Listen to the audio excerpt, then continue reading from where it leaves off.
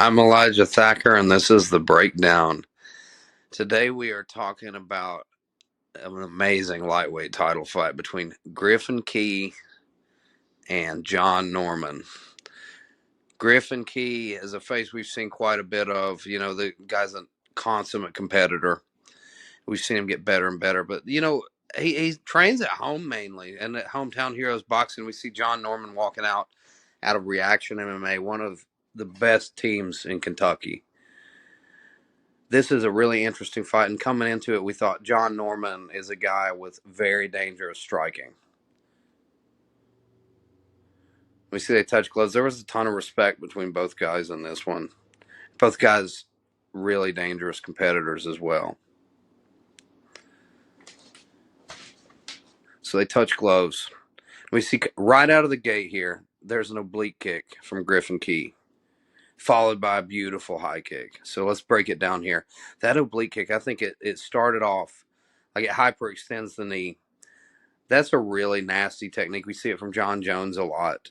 And it makes John back off. It makes him think. And then right behind it, this really quick high kick, lead leg high kick. So it's coming fast, not as much power on it. But you see John barely gets his hand up to block it. So I think right out of the gate, Griffin has given John Norman something to think about. And it's a very interesting clash of styles. You've got the traditional Thai Dutch style kickboxer in John Norman, and in Griffin Key you've got a guy that's more of a traditional martial artist. Honestly, he reminds me a lot of Conor McGregor. He works that front kick there, you see, up the middle, another distance management technique, and beautiful job there. He catches the kick of Norman and kind of shucks it to the side, and it trips Norman, takes him off balance, and ends up putting him on his back.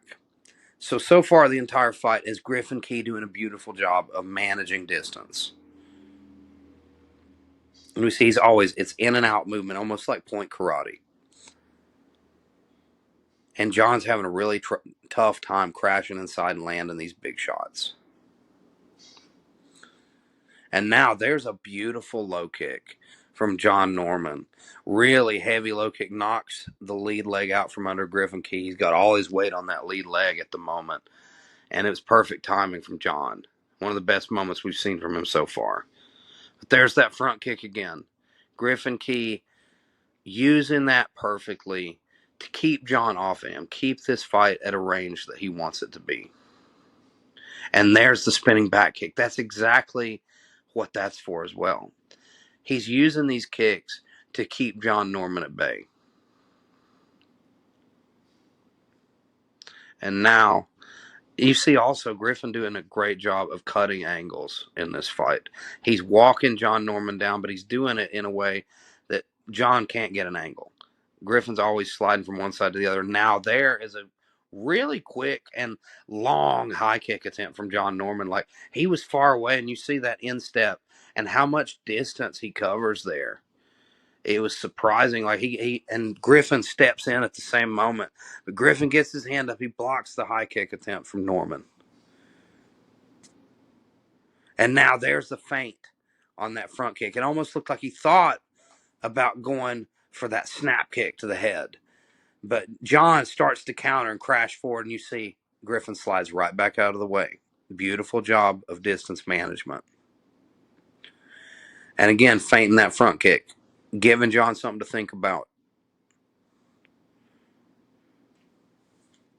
And now we'll see in this moment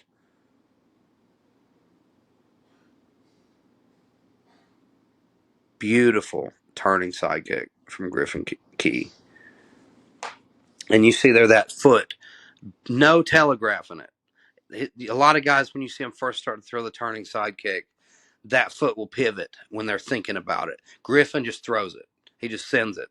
And it landed perfectly right to the breadbasket of John Norman. That's, again, a distance management technique. And here is a beautiful left hook from John Norman. I think this was the best moment of the fight for John Norman. He crashes in with that left hook, and Griffin barely gets his hand up, and it sneaks through and kind of clips him on the back of the ear. And John follows it up. He knows this is my moment. I'm finally at that distance, and he follows it up with a massive right hand, which lands. And now he's crashing forward. This is the moment that John has him where he wants him. And he's got him up against the cage. And we'll take a look here. Griffin doesn't have a very deep underhook on the right side. He needs to dig deeper. And on this left side, his underhook's not doing much either. I'd rather see him crossface here. Get John off of him. And that's why you see John's able to lift him, because he's winning the battle of the head. And now he lifts him, but Griffin does a great job. He uses this instep here. We'll take a look at the lift, and he uses his instep, and while he's doing that, he's going for that crossface. That crossface is what stopped the takedown here. He switches that to the tie clinch and then wraps the head. And this is going to be the beginning of the end, because John Norman, he's such a tenacious fighter, he's thinking about that takedown. But Griffin Key has a really deep bite on the neck right here. And when somebody has that chin strap, you need to address it. You have to respect the guillotine. And that's what we're going to see here in a moment. John goes for a trip there.